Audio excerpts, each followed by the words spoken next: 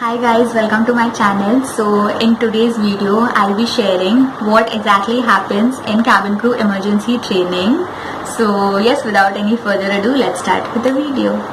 So guys, जो emergency training रहती है वो मैं आपको 4 पार्ट्स में समझाऊंगी. सबसे पहले हम बात करेंगे emergency equipments के बारे में, उसके बाद हम बात करेंगे evacuation techniques के बारे में, उसके बाद हम बात करेंगे slide drill, then ditching and then finally we'll talk about fire drill. Okay, तो स्टार्टिंग विद इमरजेंसी इक्विपमेंट्स. तो इमरजेंसी ट्रेनिंग में इनिशियली आपको इमरजेंसी इक्विपमेंट्स कैसे ऑपरेट करते हैं और उसके टाइप्स, तो वो सारी चीज़ें सिखाई जाती है. जैसे कि फायर एक्सटिंग्विशर हो गया, देन ऑक्सीजन बॉटल्स, देन पीबीई और ये सारी जो भी चीज़ें रहती है ना, एईडी, तो ये सारी चीज़ें आपको सिखाई जाती है कि कैसे. अभी मैं आपको ये सारे वर्ड्स यूज़ कर रही हूँ, अब आपको नहीं समझेगा इसमें से थोड़ी बहुत चीज़ें क्या है. तो जब आप ट्रेनिंग करोगे तब आपको समझेगा कि ये सारी चीज़ें क्या है. तो हमें ये सारी चीज़ों के टाइप्स बताए जाते हैं, हमें उसका यूज़ बताया जाता है, हमें कैसे यूज़ करना है, कौन से सिचुएशन में यूज़ करना है. तो वो सारी चीज़ें हमें बताई जाती है इमरजेंसी इक्विपमेंट्स के बारे में.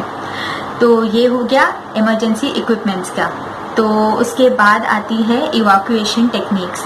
तो अगर आपकी फ्लाइट में गॉड फॉरबिड अगर कोई सिचुएशन आ गई है, इमरजेंसी सिचुएशन, तो आपको इवैक्यूएशन करना पड़ेगा. तो आपको उसके इवैक्यूएशन आपको 90 सेकेंड्स में करना होगा. जो इवैक्यूएशन होता है, हम क्रू के ऊपर रिस्पॉन्सिबिलिटी रहती है कि हम अपनी फ़्लाइट को 90 सेकेंड्स में इवैक्यूएट करा लें. तो उसके अंदर भी एक टेक्निक होती है, थोड़े बहुत कमांड्स होते हैं जो हमें देने रहते हैं. तो वो सारी चीज़ें बताई जाती हैं. जैसे कि हम जब अपने जंप सीट पे होंगे और हमें क्या क्या बोलना रहता है, जैसे कि for example bend over heads down, leave your luggage, come this way, run, jump into the water, ऐसे सब करके, या जंप इनटू द स्लाइड. अगर डिचिंग है तो हमें वाटर बोलना पड़ता है, अगर ग्राउंड पे है इवैक्यूएशन तो हमें जंप इनटू द स्लाइड बोलना पड़ता है. तो वो सारी चीज़ें हमें कमांड देने पड़ते हैं चिल्ला चिल्ला के. हमें ब्रेस पोजीशन कैसे लेते हैं, वो एक पर्टिकुलर पोजीशन होता है. जब पायलट अनाउंस करते हैं कुछ इवैक्यूएशन के लिए, जब हमें रेडी होना पड़ता है, तो हमें इंजरीज से बचने के लिए एक पोजीशन लेना पड़ता है जिसे हम ब्रेस पोजीशन कहते हैं. तो वो क्रू और पैसेंजर्स सबको लेना रहता है वो पोजीशन. तो वो सारी चीज़ें हमें बताते हैं एंड या सारे कमांड्स रहते हैं. एंड देन अगर आपकी एक क्रू अगर इनकैपेसिटेट हो गई, फॉर एग्जांपल अगर वो इनकैपेसिटेट हो गई, तो हमें उसके साथ कैसे इवैक्यूएट करना है वो बताया जाता है. तो इवैक्यूएशन, ये सारी चीज़ें होती है इवैक्यूएशन में. इवैक्यूएशन की जो ट्रेनिंग रहती है तो उसमें ये सारी चीज़ें होती है एंड ये सब बताया जाता है. After that come slide drill. तो जब हम इवैक्यूएट करते हैं ग्राउंड पे, तो हमें डोर खोलना रहता है आर्म पोजीशन में. अभी मैं आपको अभी तो नहीं समझेगा कि मैं क्या बोल रही हूँ. आर्मिंग, डिसआर्मिंग, ये सारी चीज़ें आपको ट्रेनिंग में जाके पता चलेगी. तो जब आप डोर आर्म पोजीशन में खोलते हो तो आपकी स्लाइड इन्फ्लेट होती है. जो स्लाइड रहती है वो स्लाइड इन्फ्लेट होती है. तो अगर आप ग्राउंड पे रहते हो तो आपको ऑब्वियसली स्लाइड इन्फ्लेट करनी पड़ती है इवैक्यूएशन के टाइम. तो स्लाइड ड्रिल में आपको यही सिखाया जाता है, स्लाइड पे से जंप मारने के लिए, स्लाइड पे स्लाइड करने के लिए सिखाया जाता है. तो it's not a big deal. मतलब स्लाइड पे से slide drill is very easy.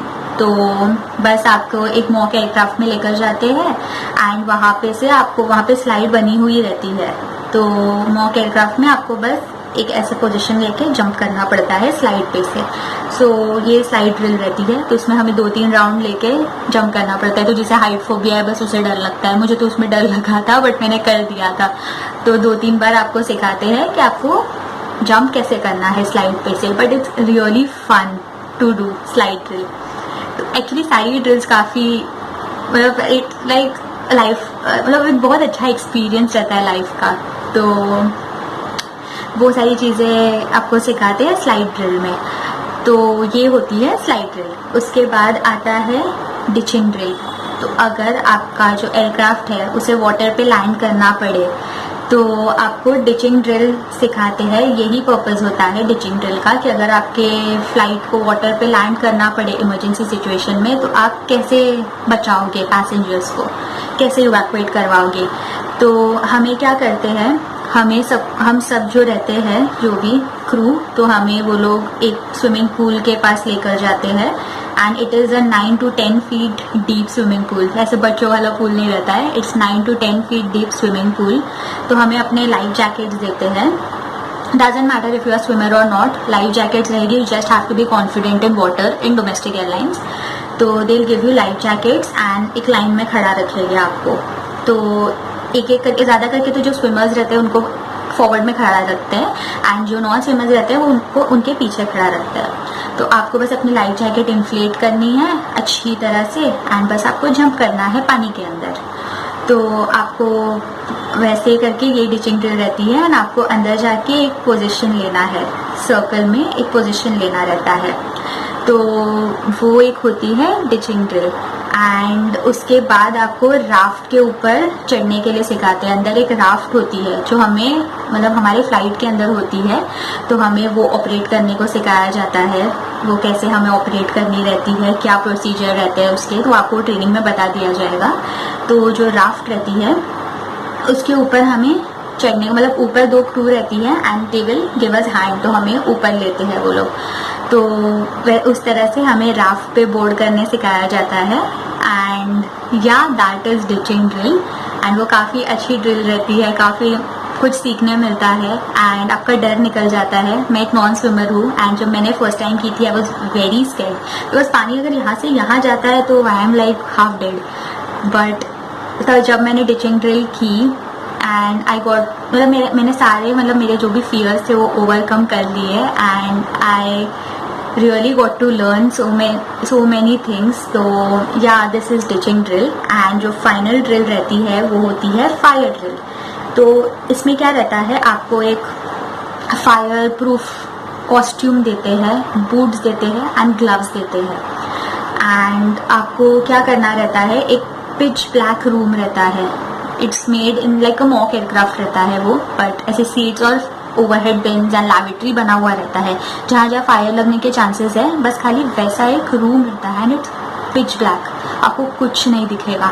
And जो बाजू में रहते हैं वहाँ पे इक्विपमेंट्स रखे रहते हैं, जैसे फायर एक्सटिंग्विशर हो गया, PPE हो गया, वो सारी चीज़ें रखी रहती है and it's a pitch black room. तो आपको आपके साथ आपके और 2 क्रू को लेंगे, मतलब आप 3 लोगों को एक साथ वो रूम में जाना रहता है and team work and coordination से आपको फायर को बुझाना है।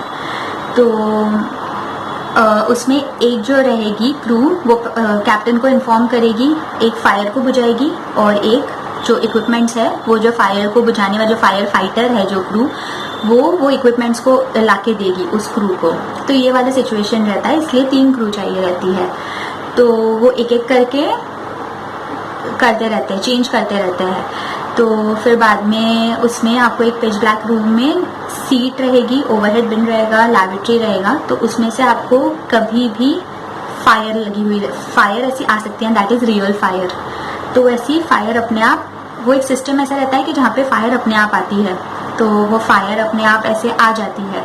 तो एक बार ओवरहेड बिन में आएगी, एक बार कभी लैबोरेटरी में आएगी और कभी सीट पे आएगी। तो आपको जिस तरह से आपको ट्रेनिंग में बताया जाता है फायर को कैसे एक्सटिंग्विश किया जाता है, आपको उसी मेथड से फायर के बेस पे usually you have to aim and then बाद में आपको उस तरह से फायर को बुझानी रहती है। तो that is also like a learning experience, तो काफ़ी कुछ लर्न करने मिलता है। So this is the fire drill. So yeah, this is what is taught in an emergency training and ये सारी चीज़ें मैंने आपको briefly बताई है because आपको अगर मैं टेक्निकल टर्म्स लूँगी तो आपको थोड़ी डिफ़िकल्टी होगी समझने में। तो yeah, that was it for the video. I hope you found this video helpful. If yes, then please like, share, comment and subscribe to my channel. Please subscribe and I'll see you all next time. Bye.